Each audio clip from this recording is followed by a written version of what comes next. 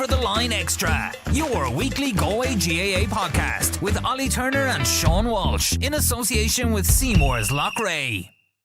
Over the Line Extra, welcome on in everybody. Thanks for joining us live on Galway FM. And Sean, we have to look back before we look forward. A very interesting hurling championship weekend. We know now the intermediate finalists.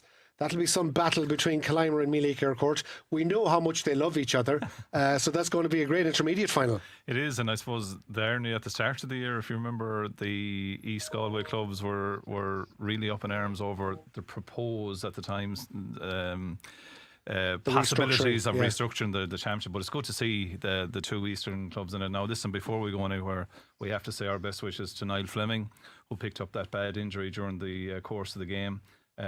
We hope he's on the way to recovery, and obviously look at when you see an ambulance picking up a player off a pitch, it puts everything into perspective, and we wish him the best of luck. That came towards the end of the Mealy Kirkcourt Rahul Newcastle game. Yeah, I mean, Aircourt were well in control at that stage anyway. It didn't really affect the outcome, did it? Probably, like, if you look at it, and we look at it next week in depth, but Killimer have been very impressive. I mean, they dealt with Ceylon in a very systematic way, built a big lead, held on to it, dealt with the Turlough in the quarterfinal very similarly.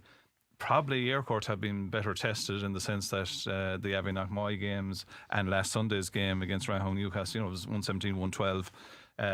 They would say that they probably have been tested, but look, it's a great find to look forward to, and a shout out to the Junior A final as well.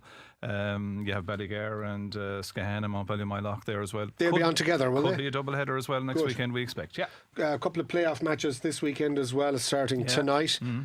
Moy Cullen and Liam Mellows heading across Galway City to get to Ballinasloe for 7:30 on a Thursday evening. Interesting. Into the Ballinasloe Fair.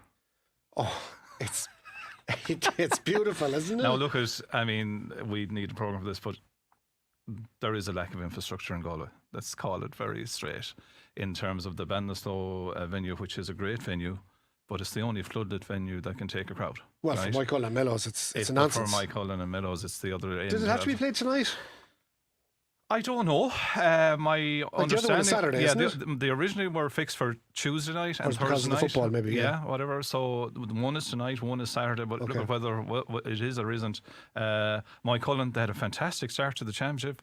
Won their first 4 games. Were thrown off top position by Oranmore last week. They go into tonight. Will all the good work be undone? It's hard to know. Mellows, Portumna, I thought, dealt with Mellows last Saturday. Mellows have a few injuries, had a sending off as well, so these are big issues as well. I was reading John McIntyre today, and he makes the point. There's an awful lot of hurling has been played, and we still have more teams left in it than are gone. You have 8 of the 24 senior teams is all that's actually gone. After 5 weeks of action, after 5 rounds and 10 weeks of action. Well, this will obviously change next year anyway. So, but you have the 2 versus 3 playoff, then you'll have the preliminary quarterfinals, which we'll have the draw after the second one, Athenry and Ardrahan on Saturday. But it is elongated at this stage. But next year, look, we saw that we were able to put them up during our last weekend, the 16-team format for next season, and the new standalone 8-team Senior B. Quick word on Thomas's, 10 points down, back to beat Clarenbridge with 4 goals. They don't go away.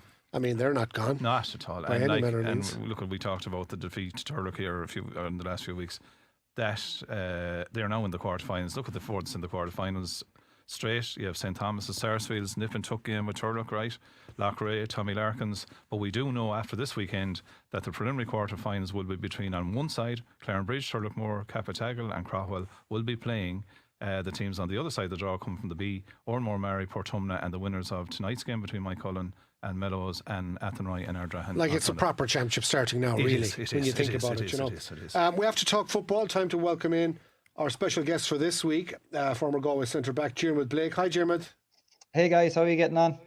Isn't there a little beard, a look of the man that docked in Galway this week? There is. There's a little nod to Damien Brown. Yeah. He probably followed Diarmuid, in fairness. I'd say if we get him up and down the Clare River a half a mile, we'd do well. Whatever about the Atlantic. Yeah.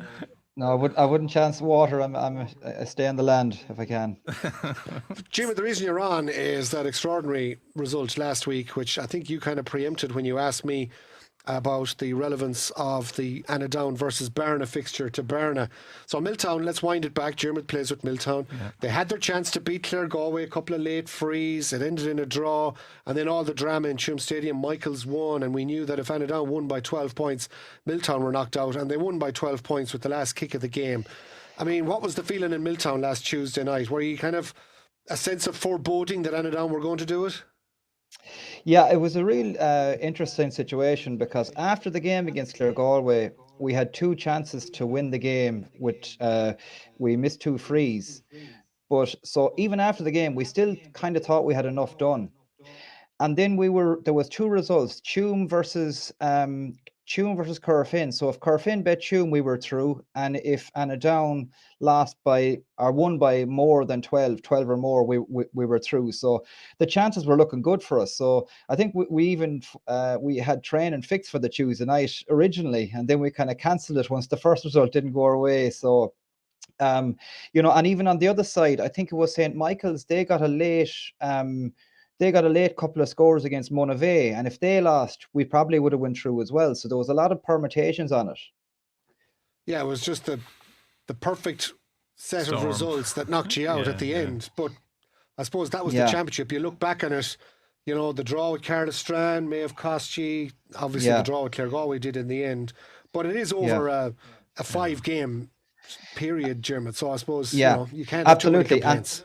And we had no complaints with it either. We had the chances ourselves. We had won the first two games, and they were the two tough games. We thought, but there's no tough games in club championship, and we didn't do enough to get through. And St. Michael's and Clare Galway were justified to go through. So they've a big weekend of them now themselves going in, and there's some fantastic games to look forward to here as well. There is. And one of the interesting things, I was talking to one or two of the Anadown lads, and they said that, and we had the same thing replicated last weekend where Ardrahan and Pearses, Ardrahan were expected to beat Pearses, and we're working on, if we beat them by enough, we could end up top of the group, right? It turned out that they struggled to beat them at all. But talking to the Anadown lads, they were actually 12 points up in that Barney game at half time. Thought it was done. Yes. And just about got over the line, they said that when the pressure came on, suddenly, and James Healy, kicked it.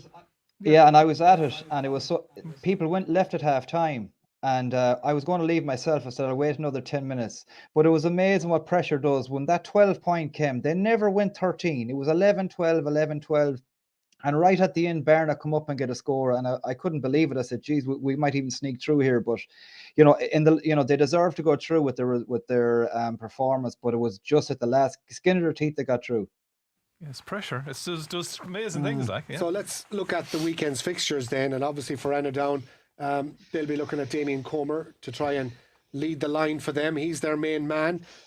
They've got St. Michael's, and I suppose a team that Diarmuid, from the group stages. We heard the cheers when the draw was carried live by Johnny Higgins in Duggan Park on Tuesday night. So Anadown were happy. Barna cheers, you'd think. Now look at, in fairness, I mean, of all the big teams they could have got, they avoided the Corofins. Call it straight. It's a big chance for Michaels and Anadown. It's both teams' dream draw. Is that right, Diarmuid? Yeah, absolutely. And I'm sure they'd have no bones in saying that. We would have been the same situation. If you were in the draw, you'd be looking for, them two teams. So they've got a brilliant route into a semi-final, county semi-final. They don't come around that often. So what an opportunity it is for both of these teams. The two teams wouldn't be in county semi-finals every year, so it's a huge opportunity for them. And Anadown, you might look at it and say, they're favourites, but St. Michael's are a very organised team. They're very hard to break down. They have some very good players, and I think Éamon Brannigan was away from the start of the championship. He's now back. So I'm not too sure whether he can play or not, or did he play the last day? But with Eddie Hoare there in the Hurling, yeah. So I mean, showing the graphic there of Frank Daly as well, Diarmuid, no more than yourself, a great war horse over the years. Yeah, and they're very organised, St. Michael's. They're hard to break down, and they've been building momentum slightly from the start of the championship to now. So they're not going to fear Anadown, and Anadown as well. They kind of had a patchy championship, for their standards. I suppose they had a lot of injuries coming in, and they were missing a few players at the start. But anybody that is Damien Comer and Frankie Burke up front, they're formidable when they get the ball in. I think they had a tough group, and they probably lost a bit of confidence early. I think they played was it Mike Montpellier early, and Montpellier bet them by a good few points, I think, at the end of it. But they've gathered momentum again now, so a vital opportunity for these two and to get a bit of confidence going into a semi-final. Yeah, I think once Down got the Salthill Montpellier games out of the way, then they won the last three, which was their intended target. And as we've alluded to already, they scraped over the line on score difference from Milltown to get there. It's a great chance, obviously, for both teams. They haven't played, Sean, interestingly enough, in the championship for 8 years. They played twice in a row in 2013 and 2014. And on both occasions, the same scoreline. St Michael's 11 points and a Down 10. So it's that type of a scoreline, I suspect, could be in the offing again this weekend. Low scoring. I think just Billy Costa highlighted Michael's scoring concession rate is very low. Is it an average of 11 points they're conceding? So, Diarmuid, is that going to be a factor? Because you saw in a Down, do you remember in the game, was it against Carrow, struggled to put up the big score we expected? That probably led to the dramatic finish. This is the point. You could be looking at 11 or 12 points winning this game, Diarmuid. Yeah, and that is the case. When we played St Michael's, we were 6 points down just coming into half time, and we got 2 goals against the run of play, and probably that brought us back into us. But it was against the run of play. I thought their defence is very tight, and they've a very good kick-out strategy. So I think their plan will be to probably double down on Damien Comer and Frankie Burke and keep the game to 11 or 12 point game, and hopefully kick the frees, and they'll be thereabouts. I think it's going to be close. And of all of the games, that's one that could have extra time to separate them, but there'll be nothing in that match. Of course, we've 4 matches to look forward to. We mentioned Clare Galway that Milltown drew with. We'll go to that one next because they're up against Moycullen in the championship. Moycullen and Clare Galway have recent history. A couple of years ago in the championship, they played in the group stages. Moycullen just about got over the line, I think, by a point on that occasion.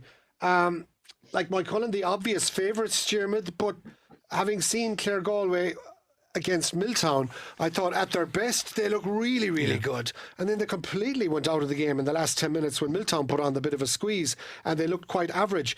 I suppose they need to do it for a big chunk of the hour if they're going to be competitive with Moycullen. Yeah, they do. There's no doubt about it. It is a big ask for them. Moycullen have such huge players, inter-county experience there, and the likes of Peter Cook, who's on fire this year. But, I think Clare Galway's season changed when they moved Conor Flaherty out into full forward. And he's wearing 11, but he plays full forward. But what a target man he is. For a big guy, he can move. He brings everyone into the play. And another interesting thing, Barry Goldrick, I think he's their captain. He hurt his shoulder in the first round of the championship and he didn't play, but he came on in the last 15 minutes against us. So I'm sure he'll be available for him. He's kind of plays a roving centre forward role and he's a very good player. So if he's back and ready to start, they'll have a right crack at Moycullen, but it is an uphill battle for them. Yeah, well, at least the Clare Galway centre back won't be thinking about a greyhound race later on. Or getting to one. Or getting to Dublin.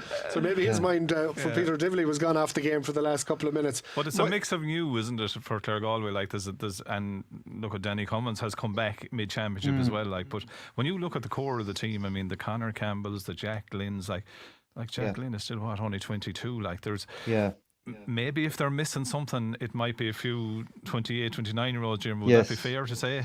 Yeah, absolutely. And, I suppose they're a young team. Young teams can go both ways. They can throw the shackles off and really go at a team and they could, rack up a huge score, or they can, if a more experienced team can bring them down into their level, they can kind of, almost bully them out of the game. So it's a big challenge for them younger guys. So the likes of Jack Lynn, he's only a young guy, but he's now the leader of that team and he has to step up and kind of go toe to toe with the Moycullen guys, with the Sean Kellys and the Peter Cooks, and see can he compete with them, for the whole game.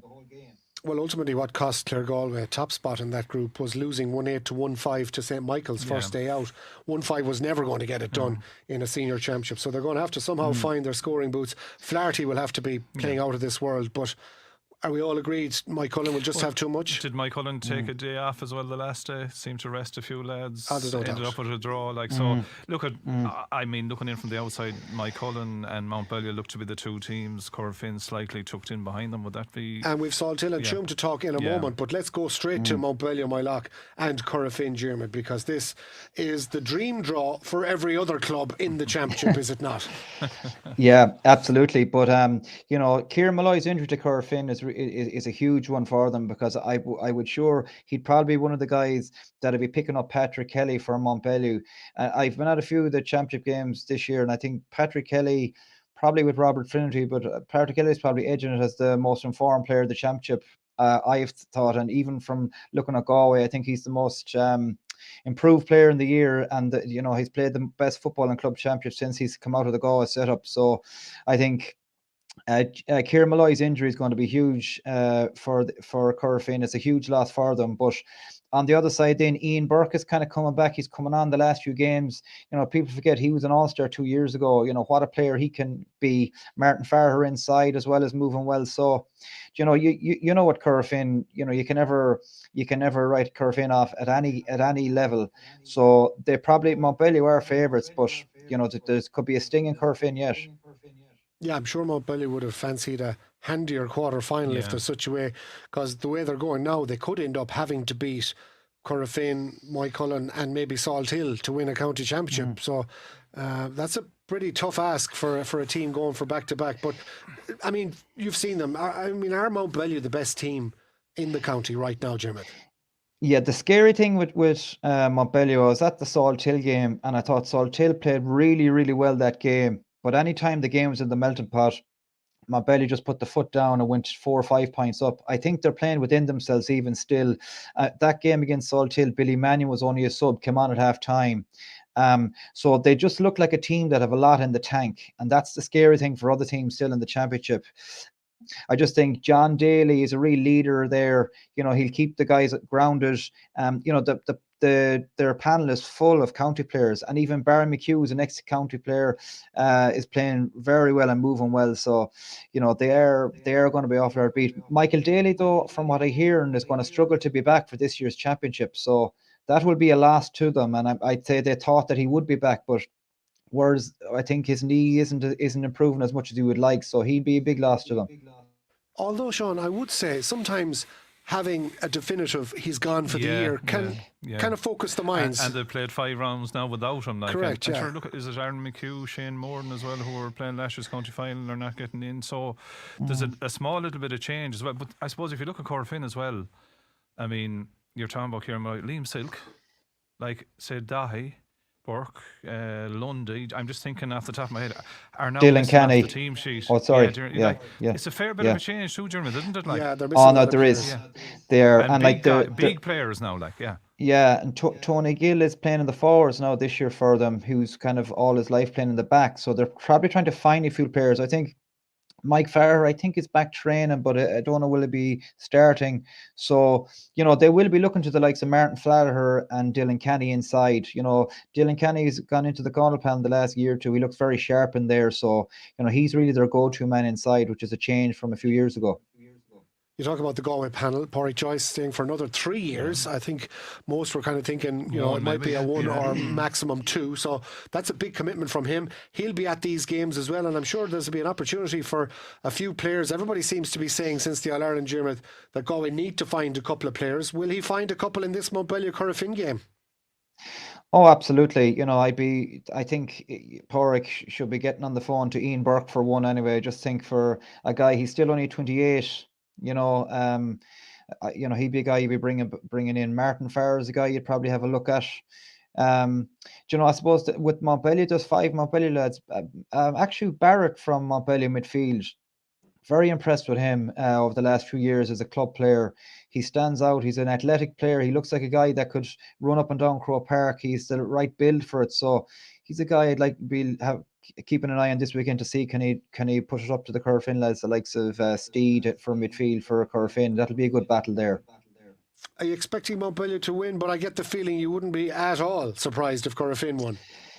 Yeah, you can never write out Corofin. You just don't know with them. They've quality all over, and they play as a team. So I wouldn't write them off. But I think Montpellier and Corfin have a huge history, and Montpellier haven't really beaten Corfin that many times, so they're not going to take them for granted. So I think they'll probably want to get another one over while the going is good for them, because we all know there's only a certain amount of times you beat Corfin because they always come back.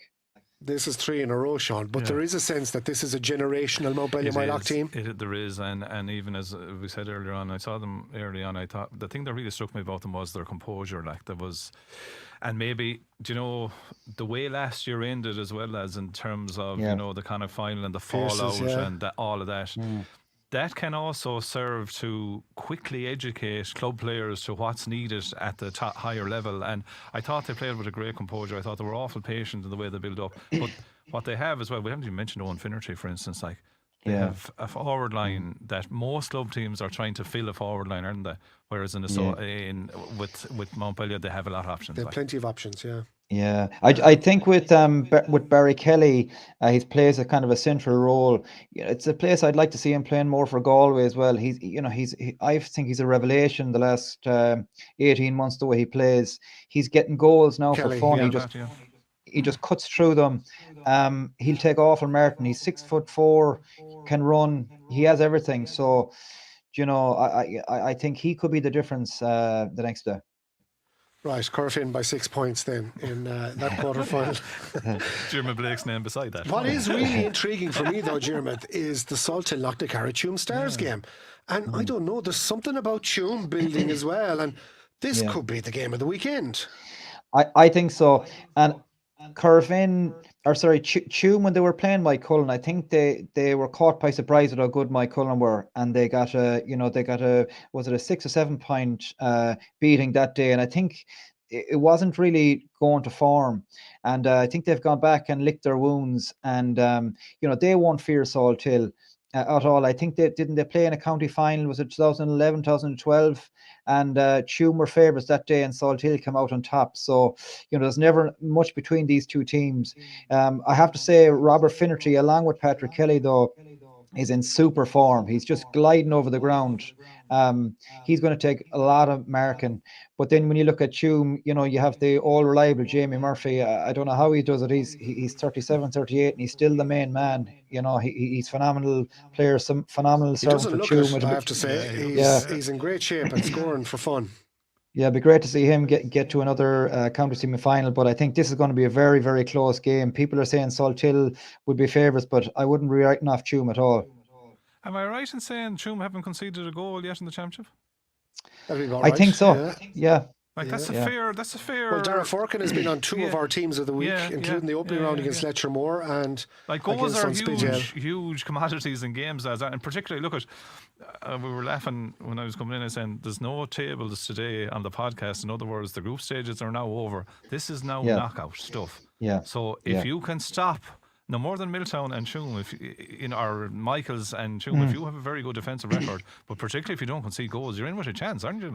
Yeah, and I think as well with Salthill are a younger team, probably more inexperienced. Now they do have the maestro and John O'Mahony on the sideline to get them mentally ready, and Finian Hanley and Sean Armstrong and a couple of more are on the sideline for them, so they'll be well prepared. But Tuam have Gary O'Donnell and Jamie Murphy there. They've played more championship games than, I don't know how many games the two of them have played together. So they're going to be well schooled. If they can get this game into a tight game, you'd be fancying Tuam. They've played in loads of county finals. A lot of these Salthill lads have never played in a quarterfinal before. So, there is a lot of experience on the Tuam side.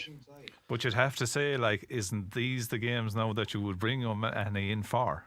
I mean, his track record, they're the second highest top scorer in the champ, but this is what you would expect O'Mahony to bring something to the table for Salthill. Well, for John O'Mahony, whatever about, if you're offering the path where Montpellier are now playing Corofin, so he doesn't have to beat both of them to win a championship. Salthill will have a big say in this championship, yes. It's a big game for them for that reason. Jim, this is some double header. If you think about it, Salthill and Tuam, Montpellier, Corofin. Yeah. I'm struggling to think of a more mouth-watering doubleheader in a long, long time.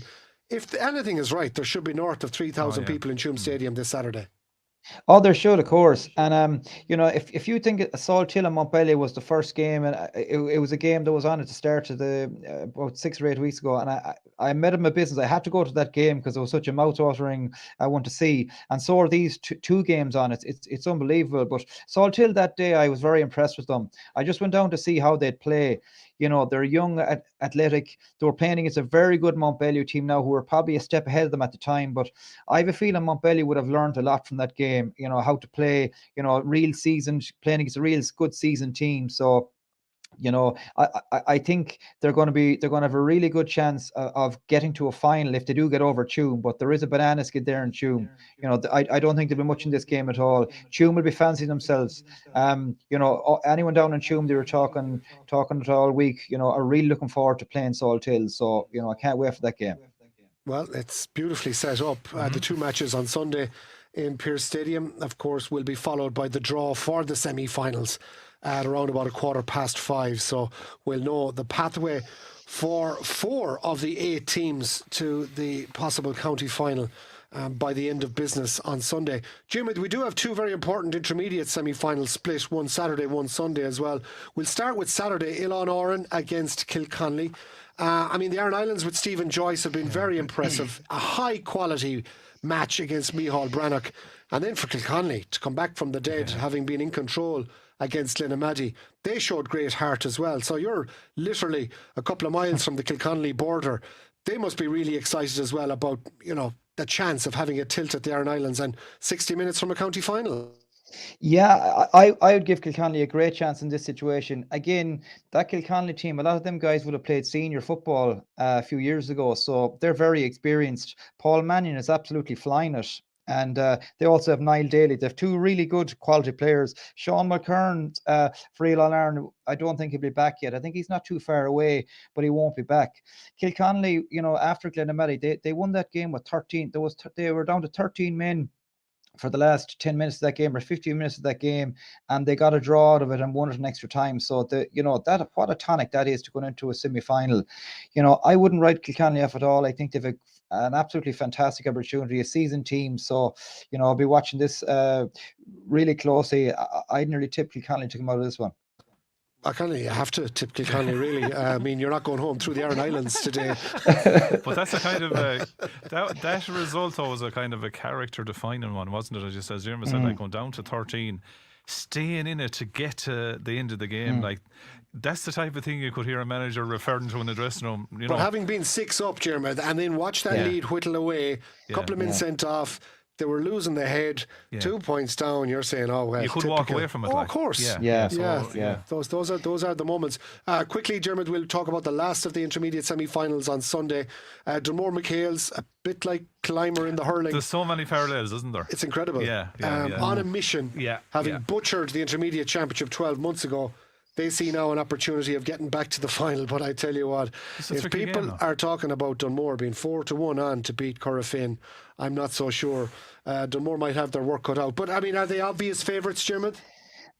I think so, Ollie. Dunmore are a few years knocking on the door now. I'm sure they'd be utterly disappointed with last year. Probably hurting them still.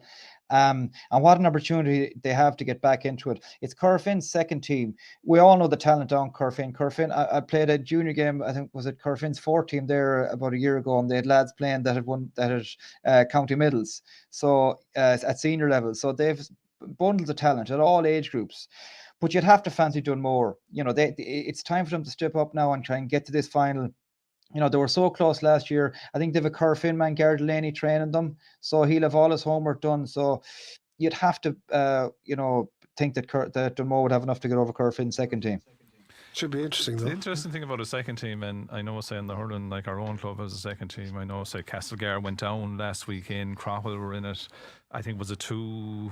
Didn't Mike Cullen's second team? They're in relegation now. This weekend as well. Yeah. The mindset there is so different. Like, a lot of them are younger players coming up the ranks with a few of the experiences. But the trick is, if you can keep that second team together, if your senior team doesn't pull from you, you go in there with no pressure into these championship games. And like Corofin, I'd say they've held more maybe than some of the teams I know. I think you're right. They've lost very few of the intermediates. And I mean, you look at young Patrick Egan at midfield, Diarmuid, and you saw him playing with Jarlath's earlier on this year. Only a young guy, but he's going to be a superstar. Yeah. Yeah, absolutely. And you made a very valid point about the second team. You know, if you lose a few of your main players to the senior squad, it really does hurt you. But Corfin have kind of kept that core group together, so they're playing together all year in all their games. So they will have a good chance. But Corfin have bundles of talent in there. Lads you probably won't hear about for another year or two. That'll go straight into the senior team. They just have it in abundance. So I wouldn't underestimate them. But if you're a Dunmore man looking at this, you're going, right, what an opportunity it is to get to a final here again. Yeah. Of course, the one thing we'll talk about as well, Sean, the weather will probably play a factor, because we're just creeping into that time of year now where you can sense a little bit of a change. The matches are on a bit earlier, but you're probably going to have wind and rain on Sunday in particular. You are, and like we say, aren't there two things kind of colliding? You're into the real knockouts, like the intermediates at semis, the seniors at quarterfinals, likewise in hurling, and the weather is changing at the same time. This is going to suit the more experienced teams. It's also going to suit teams that can keep their players fit. I keep saying it, that you've gone through the 10 weeks with the 5 games. How have you come out of it? It's now you need your big players. And even listen to Diarmuid there talking about, say, Michael Daly, like, it's now you need him. Like, if he's not right, he's a loss now suddenly, because you could be coming down the home stretch here. No matter how well you're going, you might need a moment of inspiration, a point from somewhere, or a block defensively. So it's a different time of year. That's what I'm saying. Like, this is knockout stuff now. And if you go back over the football over the last 3 or 4 weekends, or go back over years, 12-13 points wins most games. And that comes down to then, if it's as the weather gets poorer as we go along, a good free taker is huge. 100%, so you look around and go, who's the free taker? 12 or 13 points will win 90% of the games this weekend if you don't concede a goal. And I think a good free taker, Montpellier have one there, and Baron McHugh, a few other, Peter Cook is there as well. So that's kind of what'll get over the games. Goalkeeper, it's huge. Your kick out. Look, at the day of a goalkeeper nearly saving is nearly a bonus. It's the restarts now. And a goalkeeper that, say, would have the nerve to, if a team are pushing up, to keep hitting the short ones or whatever it is. These are crucial in these games now. God, if only it was like that 30 years ago, where you could have just a good goalie, a good free taker, and 13 pookies. Hilltown would have won about 5 in a row. They had a problem with their goalie, when we were playing with Ollie, the full back line used to be ducking down when he was going for the kickouts. But we do have, like, if you watch goalies anymore, they're all taking 45s and 65s. So, like, if you get a 45 now, down over the line, it's a great opportunity to get a score. And I think goalies and free takers will play a huge role this weekend. Yeah, they can be the ones that we'll be talking about next week. Diarmuid, thanks a million for chatting to us. It's Over the Line Extra. With thanks to Seymour's. Really looking forward to bringing you live coverage of a whole raft of games this weekend. We've got live stream coverage of not 1 but 5 big hurling games this weekend, including the 2 Senior B playoffs, the 2 Minor A semi-finals, and that replay of the Under-21 A final, Under-20 as it is now, Sarsfields and Turlock on Saturday. And of course in the football, we're live on Saturday on FM from 2 o'clock with the quarterfinals of the Senior Championship from Tuam Stadium, sandwiched in between the intermediate semi from Pierce. And then on Sunday 2 to 6 also we'll be bringing you the remaining matches in the Senior and Intermediate Football Championship. Teams of the week will be announced again next Monday night at 9 o'clock. And myself and Sean will be back next Thursday, where we're talking hurling. And at that stage, Sean, where will we be as regards the picture? We'll be at the preliminary quarterfinals. We'll have the draw. Will be done on Saturday after the second versus third game, and we'll be in that picture then. And of course on Monday night, not alone have you Pádraig Joyce being ratified. You have Henry Shefflin will also be ratified for another year. And the respective managers at under-20 and minor level are also in place for the year ahead. We're all getting a lot clearer as regards the picture for the next few weeks and months ahead. Thanks for watching. See you next Thursday.